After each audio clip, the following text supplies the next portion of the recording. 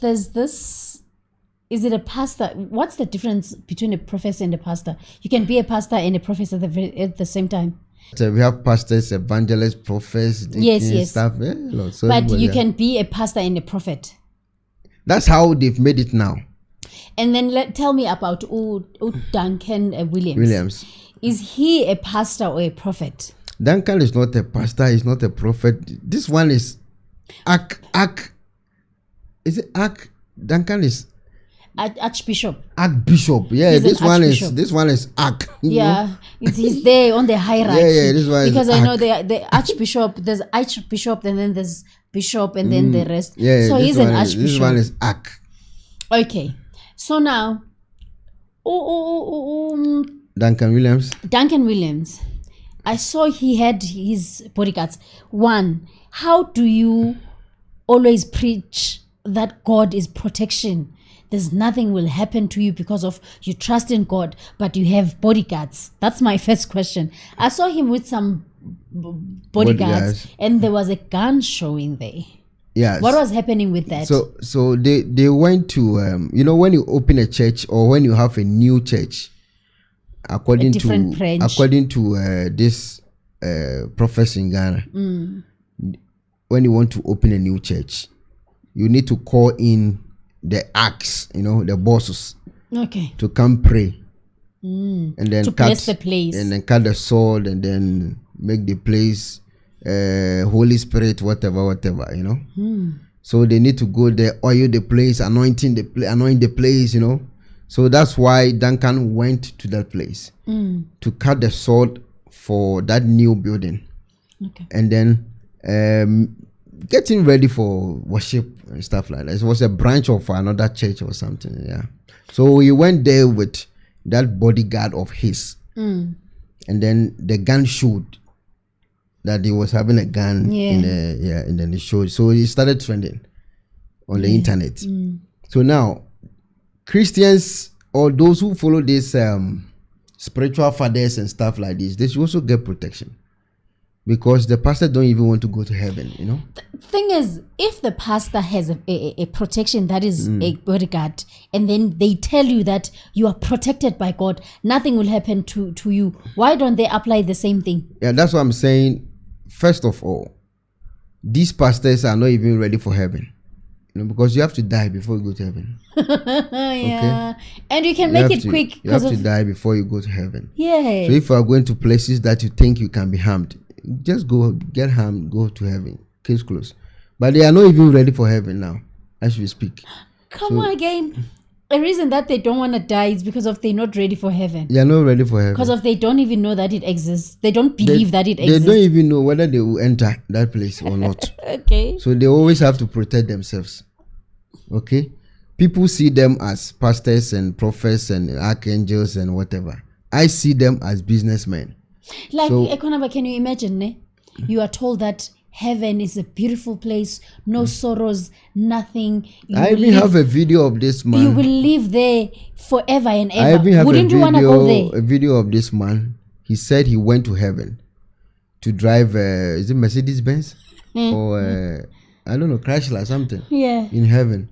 So he went to heaven to have fun and he came back. That's what he said. Would you come back as they describe heaven? So if you hear this kind of stories from your own spiritual father, and you see the next day that he has bodyguards, you must start thinking and know that he's not even ready for heaven. You understand? Because he's afraid of where he's going. Something can happen. They can harm him or whatever. And where he went to, it was not a political platform. These were Christians meeting. And what are you scared of? You understand? Even if it was a political, for the mere fact that you believe that you are protected by God. I don't want to bring political here. What I'm saying is these are Christians meeting. But still they are afraid something can happen. Christians. They don't trust each other. Yeah. That's why everybody has their own bodyguard. They are all Christians. But they went there with their own bodyguards. Christians, you understand? So if you think your pastor is preaching salvation to you, and then after the salvation, because according to the Bible, Christians, heaven is our reward, and to die is something we need to be even happy of because we are going to meet our Father forever and ever. But the pastor who is preaching those kind of stuff doesn't want to even die. Doesn't want to see his God. Even on coronavirus, in the time of coronavirus, Yes. we had nose mask. Yes. You have to put one, right? You put 3. This man, he put 3. You understand? Yeah. We're talking about Duncan here. Yeah, you put 3. The face mask. Face mask, nose mask, 3. You see how he's protecting himself from going to heaven. Just die corona time and go to heaven. You 3 straight. So you must understand that he's not ready for heaven now as you speak. As you speak, he's not ready to die and go to heaven. No. There's heaven that he's busy selling to the people that it's this and that and that and that and that. So the reason why it was trending is because of the Ganda showed, and then also where he went to, where they were Christians. You understand? But yeah, like why do you have to be armed if you are with Christians. people who are peaceful and who are not killers and all that? Because he knows that they are not Christian. He knows that these are businessmen. We are doing business. Like him. Yeah. They are, I see them as businessmen. I see them as businessmen. Somebody will see them as pastors from God or whatever. That's their problem. But I see them as businessmen. So things like this, if I see it, I'm like, okay, I know it's a business. He has to protect himself. He's a businessman. He has to protect himself like anybody, like Dangote and stuff. You know, protect yourself. You're a businessman. So for me, it's okay for me. But that's the thing. As an watching things from afar, you ask your questions like that. That this person always preach that God is our protection. This person always tell us about the beauty of heaven and all that, and then you people who are following him, aren't you supposed to pose such questions that, Papa, you told us that we shouldn't be afraid of anything because we are protected by God. Papa, why should we be scared of dying? Because of you said that God promised us a kingdom. This question you are asking from your mind. Okay? Those Papa, Dada, those kind of people. Papa, Dada, Mama, those tabas. They are sick though. I think they are sick. What you are asking, they will say, God forgive you for asking that. But they are diagnosed. I think psychologically they have been messed up. They are brainwashed. So you are speaking different language. They are speaking different language. They understand what Papa is doing. It's fine for them. But you see, why Papa? And they are the ones who are paying for the bodyguard to protect Papa. Because Papa started this church not from scratch. Listen, no pastor on earth opened a church, went to a TV station or a radio station and announced, I have opened my church, please come and worship with us. They all start from maybe under a tree, or they start with prayers, a group praying, and then later they build a small room, come worship with us. Later they go to, so they start with them. So all the money they got now as we speak is from the spiritual tabas. It's from them straight. Not congregations. No, it's from the spiritual tabas. You understand? And these pastors cannot even use, it's in the constitution according to Controller and Accountant General documents. They cannot even buy a car without asking the members, please, I want a car. They say go and buy it. You cannot even use any money from the church to buy even a shoe without me as a congregation confirming. But they don't know they are right. That is why when they start asking about stuff like this, they are like, you are being controlled by the devil. Even if you are a church leader. So you mean that if you are a pastor that you call yourself that you are, each and every money that is coming out from the money that is contributed by congregation, they need to authorize. Yeah, because this is an enterprise. But do you think they authorize this one? That's what I'm saying. That's why you asked me in the first video that do I know even one pastor? I said no. Wow, because you know what, Ekonaba, this whole thing, like now it's coming to the light, because these pastors, they come back to the congregations and be like, do you understand the lifestyle I live? Through God's grace. You see the suit I'm wearing, it's this much. My kids, they go to private schools. And then like, yes, Papa. But they forget to say, but that's our money. Yeah, that's what I'm saying. So they are supposed to report every cent. In the Methodist church, after a week or two, they do accounts. Last week we got this money from tithe, from this. This is the money we have in our account. This did this. And then in Christian churches? That's the Methodist is a Christian church. Okay, other king, I call them kinkri. Okay, we call them monontente. Okay, so other monontente, they don't follow these rules. Okay, because they are supposed to account every week to the congregation. We have this money in our account. You are part of the account. Into the account, the church yeah, that is our account. You understand? So nobody account for this kinkri. What do you call it? Onontente. This onontente, they don't account for anything. You understand? So they don't the money. Update the congregation that we made 1 million this week. So we need 250 to do this and this and bring the slips back. No. So they don't know that all the cars the pastor is driving is from them. They paid it. They don't know that the flight that pastor is taking is from them. They don't know. And you know what these pastors will say most of times? I was listening to, they were interviewing Pastor Mboro. They will say, I have my personal businesses out there. It's not like I'm depending on the church. I have other things that I do outside of church. I have my own businesses. So listen, I know what you're saying. Listen, if let's say if I want to start a church, there's no way I can. I explain to you from scratch, build a church, call them to come, whatever. Even if I'm getting a contract in Ghana as a pastor, I am getting this contract because of the position I am holding, because of the crowd I pull. You're an ambassador now. Because of the crowd I pull. So if you say I have my own personal business aside the church, are you saying you were a doctor before you open your own church? No, listen to me. All these pastors, when you ask them, hey, can you tell us about how you became a pastor? How is by God's grace? You know, I was a criminal, so God touched me, and then I changed my life to become a pastor. Hey, can you ask another pastor? Yeah. Tell me about how you became a pastor. Hey, my father was very poor, so in our family, God all of them. They are not from rich family. No one said I had a professional career, so I had a calling, so I saved some money, and then when it was $500,000, I decided to go and open a church. Forget it. You can start watching their videos and see how they will speak from start. You will know that they are coming from a poor background, so they are all criminals. You understand? Because they know how to rob, because they are from the hardcore area. That's why when you talk about them, they can even kill you, because they are coming from far. And then they feel that you are about to take their bread on the table. Because if the church is not there, where is he going? There's no family. There's no mother, father who has anything to give. He's going back to the root, So if you talk about them, they will kill you, They're going back to the dust. Straight. But I like what you're saying, because obviously, that's what I'm saying, that Pastor Mporo, they were asking him about this.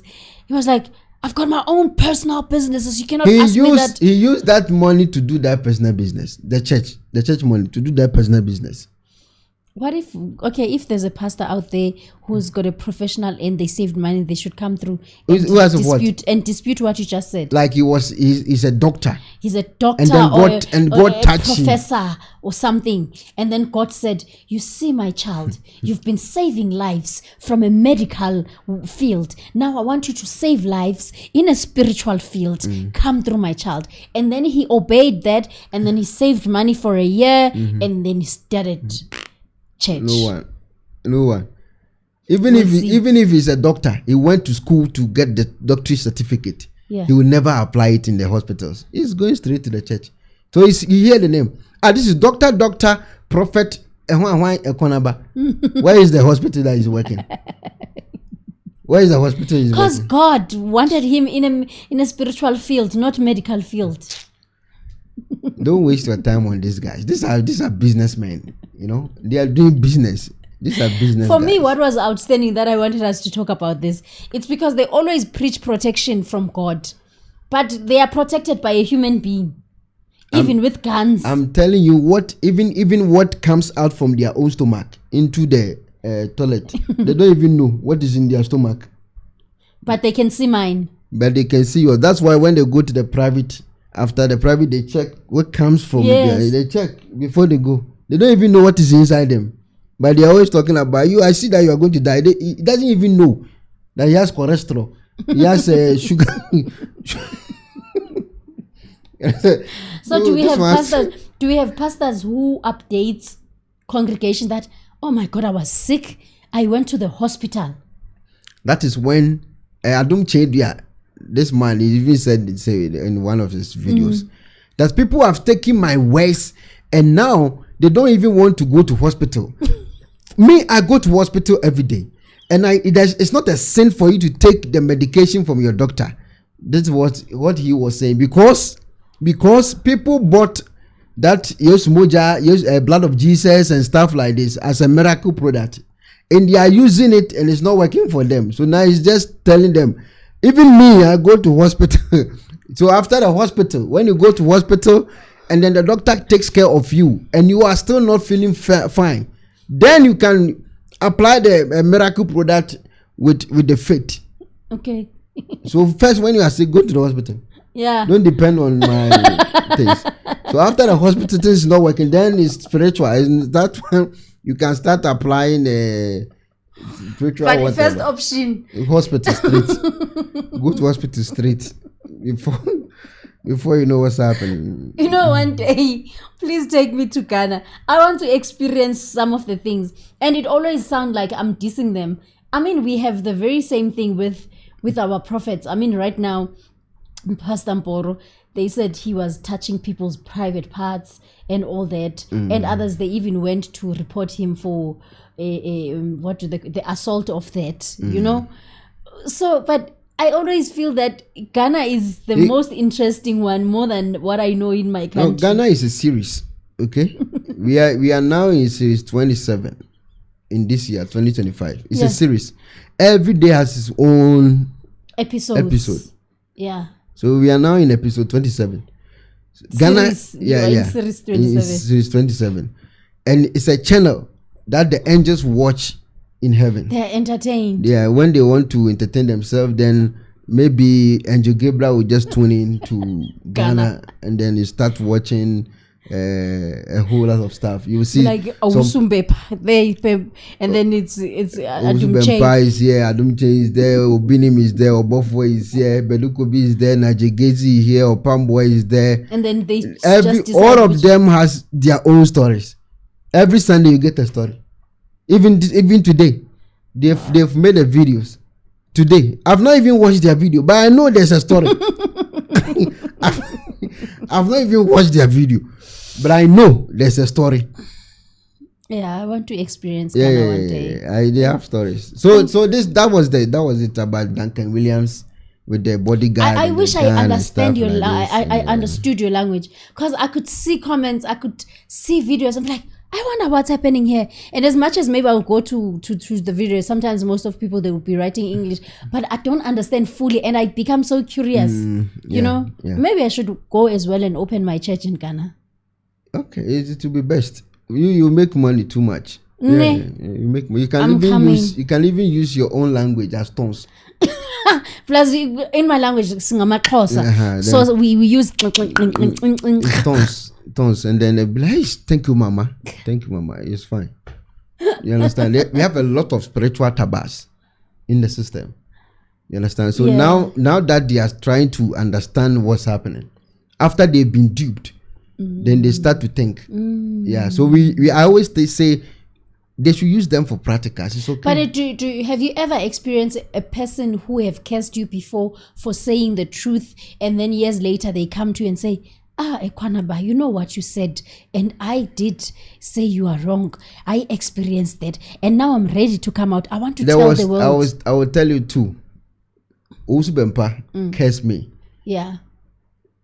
And after he cursed me on the radio, it was an advice I gave to Usubempa that he shouldn't go to one lady called Agrada, her house, to confront her. You should just report the lady to the police, and and then they take the matter on from the police. And I don't know how they translated this to him in the realms of the spirit. Yeah. So he just came out and then cursed me. The next 2-3 days, he was handcuffed by not taking my advice not to go there. You understand? He was handcuffed. Yeah. And then he was put behind bars. Yeah. You understand? Yes, I There's get. another one who I also spoke about. His name was what's the Resurrection Power Ministry? Yeah. That I know the church Resurrection Power Ministry. I've forgotten the name of that pastor. He's dead. He's dead. I'm not happy that he's dead, but I'm happy that he's dead because he's going to heaven. As a pastor, hallelujah. when you die, you are going to heaven. Hallelujah. So now, this pastor and the congregation, about 10,000, they were all praying against me, cursing me, that I should die. You understand? My mother should die. My mother is even dead. My mother should die. Second time. And then my father, everybody's. You understand? So about two months, he was seen in a wheelchair. The very same person, like all the prayers, instead of coming to you, they went to the pastor. Went to the pastor, and then after 2 months, he was dead. You understand? Oh my gosh. Because I was just telling him the truth. And the truth was not coming from me. It was coming from his own mouth. That if you came to a church here and you have baby from this church and you leave from this church, I will make sure your child goes to where he came from. And I said, this is not Christianity. That was my... If I got a child while I'm in that church, and then the child is baptized to that church, and then I decided to leave the church, it means that my child will die. Yeah, he will make sure you go to where he came from. That's what he said. Yeah, but it means that my child will die. And then he was die. telling the congregation to pray that anybody that comes to this church, leave the church, and the person got husband from the church. Pray for the husband. Take the husband. If you got money, take the money back. If you got business, take the business back. And I'm like, no, this is not Christianity. Who says that proudly? So, and for sure, like, yes, pastor, yes. So that was what I said, and then they were praying against to kill me. The whole church. I was telling them. Shoot straight to the pastor. I was telling them that this thing that you are praying for, it will happen to you one day. Maybe one day you change your mind and say, I'm going back to my old church. And then they will start collecting whatever you got. So I was just defending them. I'm not even a church member there. So the whole church were praying against me that I need to die. My mother has to die. My father has to die, you know. And then I was laughing. I was like, what's going on here? So you see, this is the meaning of spiritual taboo. They don't think when they act. So as we speak now about Duncan Williams, what we are asking, what we are discussing, the topics you are raising, the questions you are asking, the spiritual tabas will come attacking you. They will come attacking me. You understand? But I am a buffalo. My name is a Ekwonaba. Ekwonaba is a buffalo. Yeah. I live in the bush. You understand? So there's no way. Find you in the bush, not in the comments.